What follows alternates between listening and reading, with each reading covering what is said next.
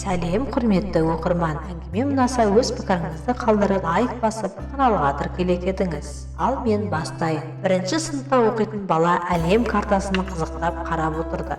Ірілеу әріптермен жазылған мемлекеттер мен жер су аттарын ежіктеп оқу бастады. Өлі теңіз деген жазудың көзі шалды. Өлі теңіз деп оңға бөліп оқыды да сосын өлі теңіз деп тағы қайта қайталады.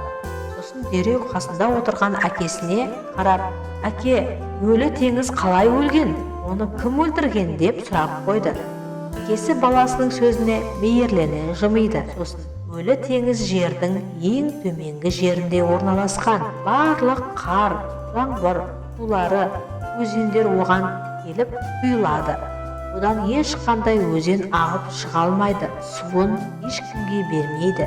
Сол себептен суы әбден тұзданып, ішіндегі тірі нәрсенің барлығы өлтіріп тынған.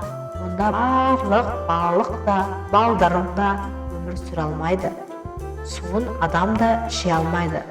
Ол өзі алуды біледі де, біреуді беруді білмейді. Сондықтан оны өлтірген ешкім де емес, өзінің өзімшілдігі мен сараңдығы деп жауап берген деседі. Ал сіз қалай ойлайсыз, құрметті оқырман?